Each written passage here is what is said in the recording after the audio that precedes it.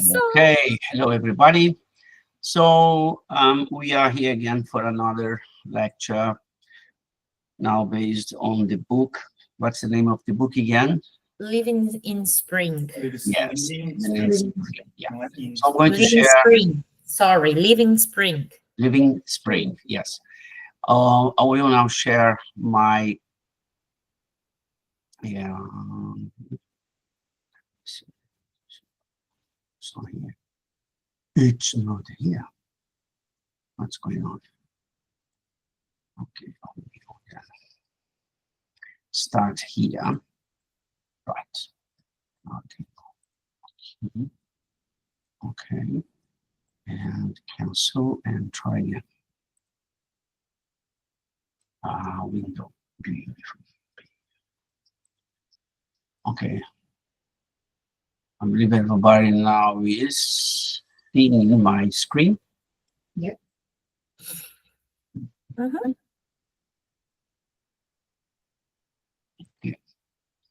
And I will open here full screen so I can see you guys all. Okay. Beauty. All right. So one thing that I need to tell you is that probably I will not be seeing you unless through common screen because I'm going to put the second screen on my presentation in front of you. Okay. All right. proceed, baby. Yes. So it's not right here. Yeah. Okay. So as was said today, it's another chapter, another lesson from the book Living Spring, written by Chico Xavier, from inspired on this the spirit of Pedro Manuel, no, Manuel, Emmanuel, Emmanuel. Okay, so this lecture explores life's spiritual journey. It's called On the Great Journey, right? It's explores the life's spiritual journey, drawing parallels with our, explores our living a spiritual journey, drawing parallels with Abraham's path in the Bible. It highlights the call to keep moving forward on our inner pilgrimage toward perfection, trusting God and radiating love and kindness, even in face of challenges, which is, you have a lot. Um, this obviously is not, it can be seen through one single incarnation, but probably this is towards perfection. So it's across all the whole of our spiritual life. What I will try to do is illustrate this message by visually walking through with you the many perspectives given by Emmanuel on this subject. I need to as well to tell you that obviously the main subject on that one is faith. Okay? So the text subject of Emmanuel's lesson comes from Paul on Hebrews 11:8 in the epistle to the Hebrews, sometime called the faith chapter. So in Hebrews 11:8, the verse speaks of Abraham's faith when he was called by God to go to a place he would later receive as an inheritance. That was called the promised land. So it says, by faith, Abraham, when called to go to a place he would later receive, obeyed and went, even though he did not know where he was going. So it highlights his immediate obedience. And he went out not knowing where he was going. This verse encapsulates a key aspect of Abraham's faith, his trust in God's promise, even when the path ahead was unclear. So the calling is made through our faith by the love we engage in our heart. It may be, and actually it is, a long journey with many surprises, but the trust in the love of God will keep us going. So today, tomorrow, and the day after, and the day after next, we've chosen to see the road ahead as a promise of hope, of possibility. And we are going to trust that wherever it may lead. So I'm trusting the road ahead, wherever it may lead, that faith in God's love. So as simple spirits in our journey towards perfection, okay, this is the journey. We don't know, okay, which actually I would say the journey toward Jesus, but Colini, he was here, and Colini, when you watch it, I'm remembering of you. You would say, Colin, you would say, as I said, towards the perfection, you would say towards the oneness. So during our evolution, suffering and learning, we may not know all the turning points.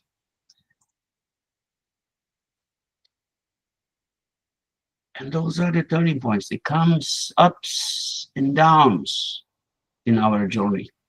But what we know, what we sure, is that we walk in faith, knowing the goal is to get completely connected to infinite love of God. So if you have that certain assurance of that certainty, even not knowing what's going to happen, this is the faith. This is where that's what we're talking about. That's what Emmanuel was talking about. Along our journey, how many times will be forced to walk upon the thorns of slander, calumnia, for those in Portuguese? How many times we're forced to walk them? And how prepared are we to give forgiveness? Along our journey, how many times must we journey along the rugged track of misunderstanding, having only faith to light the way? Are we prepared to tolerate and respect?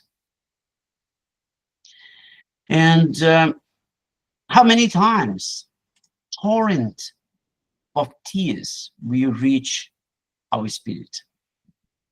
How can we find, are we going to find peace?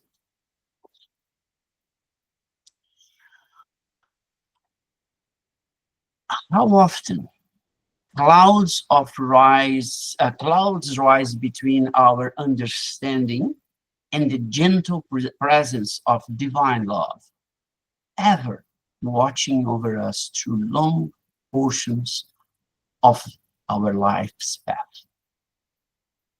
The answer is not simple. Still, what matters most is that we keep moving forward, faithfully walking the inner path of redemption, the inner change, the inner reform, without losing heart. So perseverance, faith, and love. Perseverance and faith in our great journey, it's fulfilled with experience that would shape us, right? Today, we can say it's intense effort. Tomorrow, responsibility. Then comes suffering and loneliness.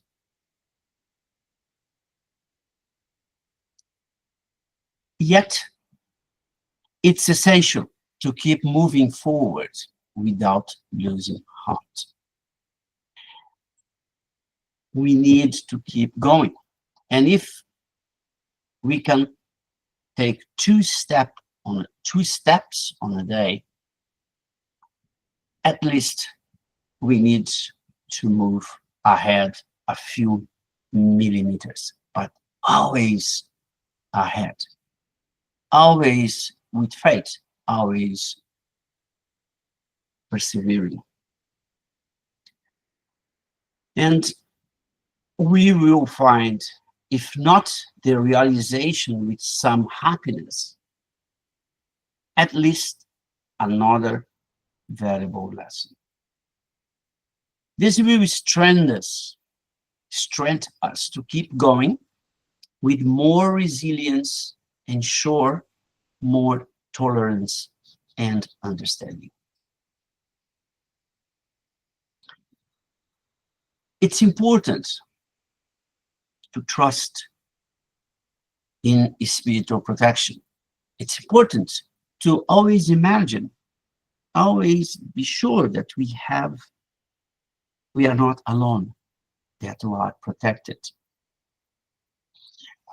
With the certainty that benevolent spirits support us in our times of difficulty.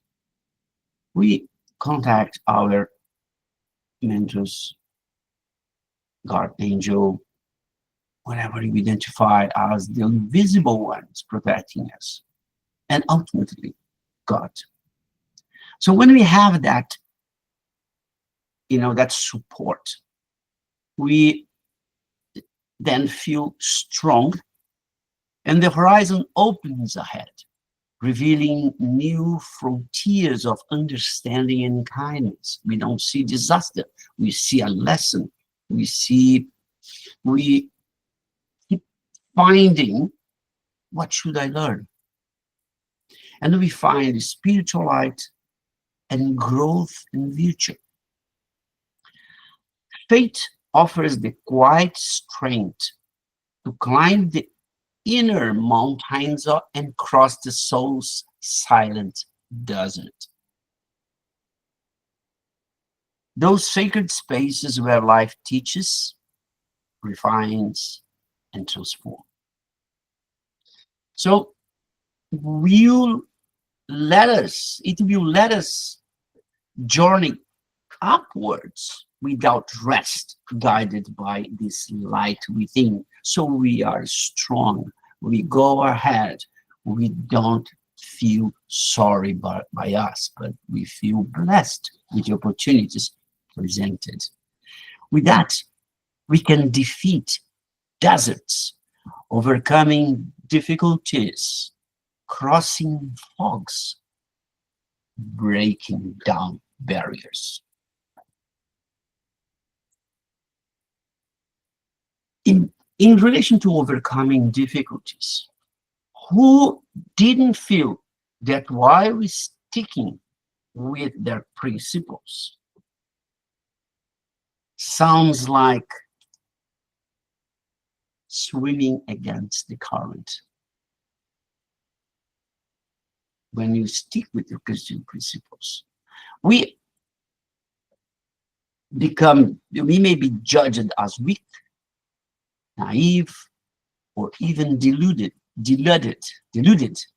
or out of touch.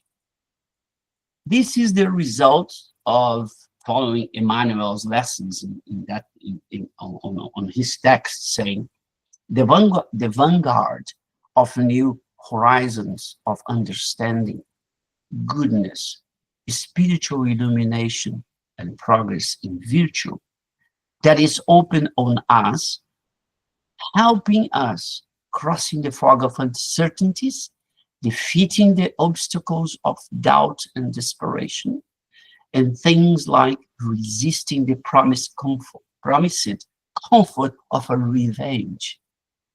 We resisted that temptation, and others similar where, causing someone else's um, affliction will calm down or will smooth ours. So this stick with the Christian principles, and we will make the right judgment, take the right decision. You keep going always ahead in our life journey. Another challenge is the challenge of renovation. Who wasn't, and I can tell you I am one of them, who hasn't resisted to changes? So renovation means changes as well. So in our journey, we will frequently be confronted by the challenge of changes. Life is a constant unfolding of renewal. Only life changes, and we need to be prepared to see things changing, moving, being terminated, or even destroyed for transformations to take place. Remember that in the Book of Spirits, there is one law, it's called law of progress, of transformation, that says destruction brings transformation, brings changes. So, the fragile sprout of today will become tomorrow's strong and rooted tree. This is an example of evolution through transformation. Okay? So while we are walking the Earth's long road, we need to be sure that we are freeing ourselves from the chains of illusion. And inside of the illusion concept has as well that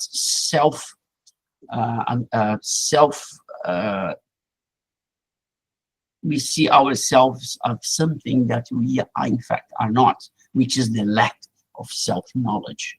And this we need to practice as well in our journey, is to know ourselves, is to recognize ourselves. So we are trying to liberate ourselves, to free ourselves from the chains of illusion.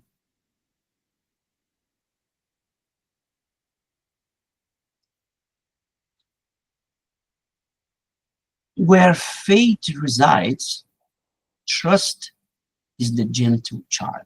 This is another statement from Emmanuel.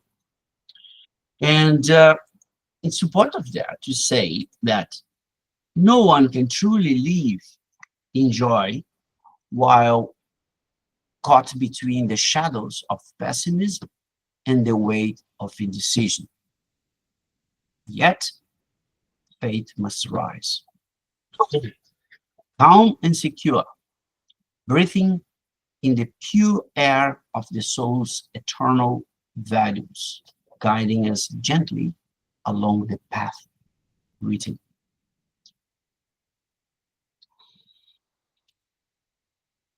Following Jesus' assurance of the infinite protection of love. Come to me, all you who are weary and burdened, and I will give you rest. Take my yoke upon you and learn from me, for I am a gentle and humble in heart, and you will find rest for your souls. For my yoke is easy and my burden is light. So this is, again, in Matthew 11:28, Jesus assuring us that we are protected. We have protection. We are not alone. And we just need to have faith. We need to trust on him. And in the long path of life, we inevitably carry emotional, spiritual, and physical burdens. worries, grief, guilt, fatigue, disappointments. Jesus invites us to bring these weights to him,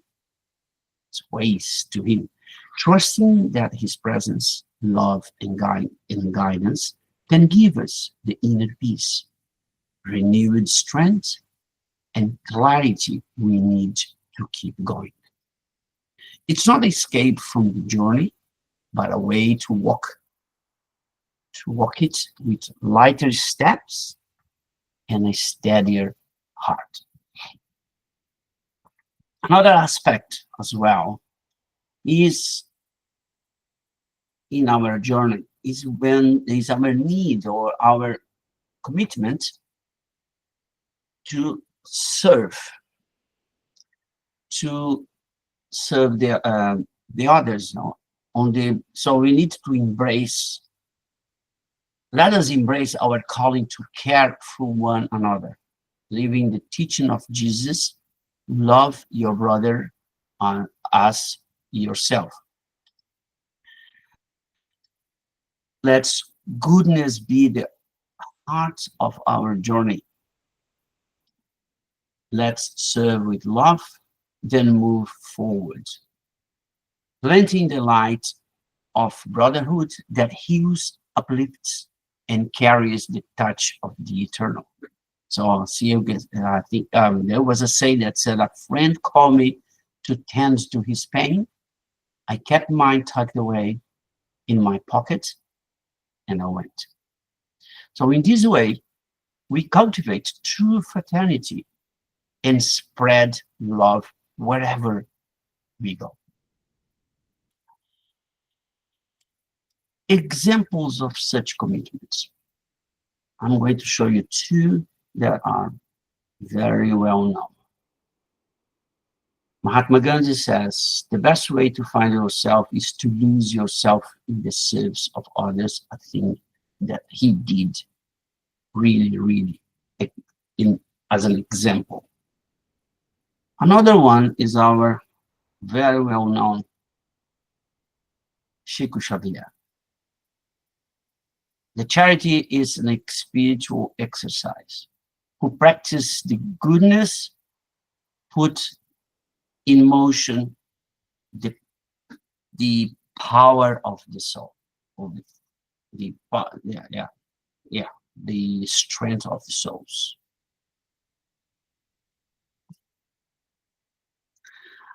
Now I like to tell you how to prepare the instruments by which Jesus can work through us.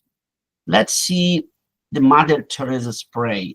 She teaches this. So let's see. Keep your eyes pure so that Jesus may look through them. Keep your tongue pure so that Jesus may speak through your mouth. Keep your hands pure so that Jesus may work with your hands. Keep your mind pure so that Jesus may think his thoughts in your mind. Keep your heart pure so that Jesus may love with your heart. Ask Jesus to live his own life in you, because he is the truth of humility. He is the light of charity. He is the life of holiness. It's beautiful, isn't it? And so I have this as well from the Chico Xavier, Servidores do Além.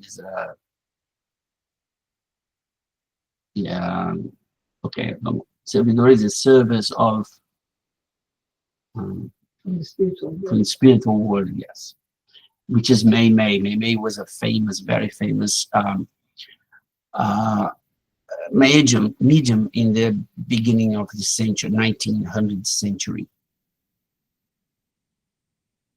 and says, towards the divine light of the selfless love, and without trapping others in the webs of your own need for control. I remember again, Colleen, so that others may not trap you in the narrow circles of selfishness that are theirs.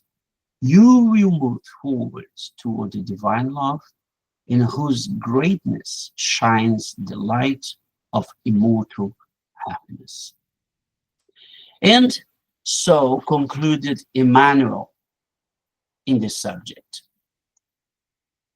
Walking by faith like Abraham. Abraham obeyed without knowing where he was going, and he found the fulfillment of his happiness. Let us obey in our turn, aware of our destiny and convinced that the Lord awaits us beyond our cross on the radiant heights of eternal resurrection. So that's the message for today.